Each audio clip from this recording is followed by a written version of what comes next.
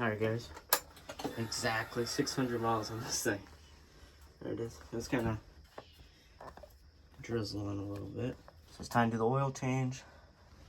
Gotta change the filter, and then I'm gonna soften up the shocks, the forks, and the rear, the shocks. So let's do that. I'll get as much as I can on video. This is the oil I'm gonna be using. Ultimate wet clutch, full synthetic, Valvoline 10W40, and it says it exceeds the standard, so that's what I'm going to be using. 2 quarts of it, or 2.2 with the filter. So let me show you the bolt. Oil drain bolt. I think it's magnetic. Down here. Yeah, it's right there.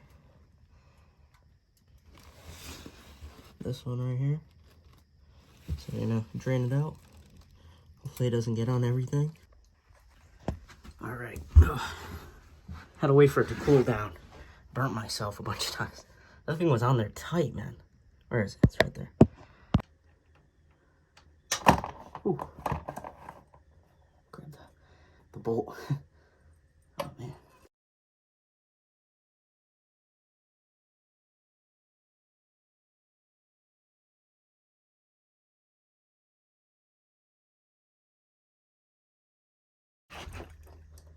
I need it more.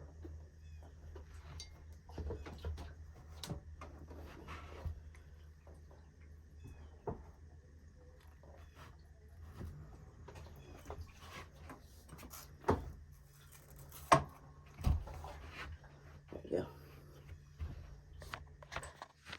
All my bikes always rocked a little bit. Make sure all the oil comes out. Never had a bike with the oil filter though. Alright guys, it took exactly 2 quarts and I kept the bike straight, looked at the levels proper. Now it's time to start it, but I forgot to mention, I ended up losing one of these bolts for the license plate because I was going too fast. Guys, several days later, oh my god, finally got this oil filter off. Oh my goodness.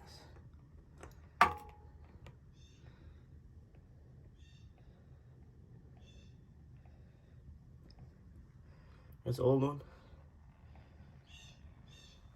Had to use this pipe wrench. See all the damage I did to it, man. Oh my god. Now we're replacing it with the K&N 177. So there it is. Oh my goodness. Let me get this off and just gotta put some oil on this O-ring. Just a tiny bit. Alright. Grab some of this oil. Put a tiny bit on the O-ring. Just want it to seal properly. Never had a bike with the oil filter either. Done this on cars before. That's it. Only on cars. Put it on there.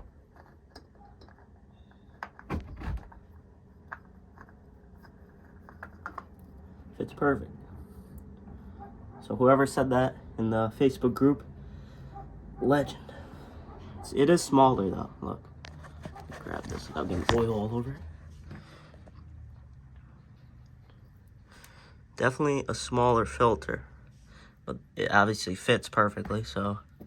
And you don't have to worry about next time getting off, it's got a 17mm bolt on it. Take it off. Now these are supposed to be hand tightened. I'm just gonna tighten it down a little bit more with a 17mm wrench. And then, yeah, we're going to start the bike. And I got to still loosen up the shocks a little, so stay tuned. Make sure you guys wipe everything down, all the exhaust pipes. Because when you start it, you want to look for leaks. You don't want anything that's old making it look like it's leaking. So wipe it down. I got some degreaser on this paper towel. So I'm going to wipe it all the way down, make sure I'm not leaking. Now this old filter is on there tight, man. Oh my god. And I had a oil filter, the wrench, and it was too small. I mean, it was the filter was too small, not the wrench. So I have a difficult time trying to find something that'll work on this. Finally, pipe wrench worked. All right, let's I guess we'll tighten or loosen the shocks first. So someone in the Facebook group said he did 2 clicks in the front and then 5 clicks in the back. So I'm going to follow that and see if that works. It just says necessary from riding, so let's do it. As you can see right there, hard and soft, there's a little arrow. So I'm just gonna, I did 3. I'm gonna do 3 on this side. I can never do it with one hand. 1, 2, 3. Now, let me tell you, I've gotten some crazy speed wobble on this thing. So, I gotta figure out if I gotta get a vibration dampener or what. Because I've hit any like type of bump after 85. And if you're not holding on the right way, you're holding on too hard, it just goes. The handlebars will just go back and forth. Now let's do the back. Same thing, hard and soft. You can see it. It's a little hard to get back here. I'm gonna do soft. It's that way, right? Yeah. 1, 2. Oh man, hard to do one hand. 3, 4, 5. Let's do one more. 6. Now 6. That should be way better. I don't know. Can't tell with that on the kickstand, but I'm gonna pull it out anyway. Bring it up to the driveway so I can check the oil level. So let's go do that. Let's see how the suspension is.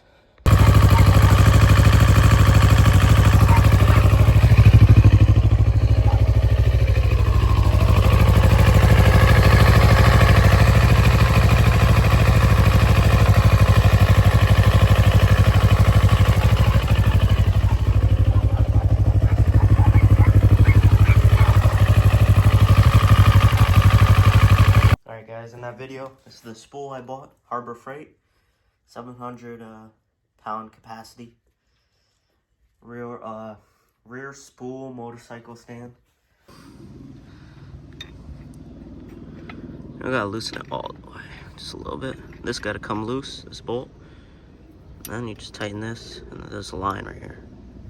So I'll go to that one and then go to the other side. The wheel has to be off the ground for this.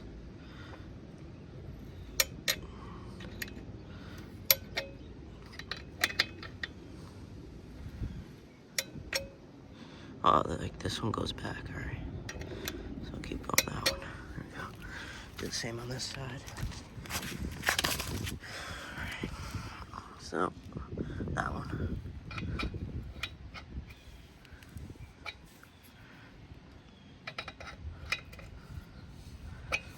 See how tight the chain is once I get there.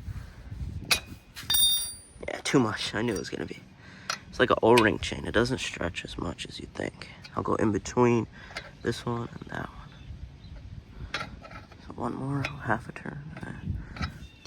Yeah. Do the same on this side. You want it to be even on both sides. Loosen up a little bit. Or do it by hand.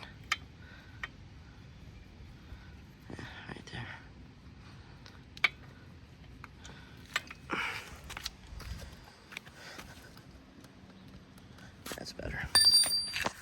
Just turn the wheel. Sure, it's not off center or anything. I don't know if I showed this, but you're just gonna, after you're done, you got them aligned on both sides. This line with whatever line you got here in the middle, that's what mine is. It's in between these two. Just tighten this 14mm bolt back down. This is 10. Tighten this back down, and then tighten up your axle. And I turned the bike on to make sure nothing was hitting anything. It was all working fine. So now I'm just gonna tighten. I'm gonna put this pin back in through here. I have to do it off camera, but put it in, and then like the end's gotta be turned, and then I just gotta lubricate the chain.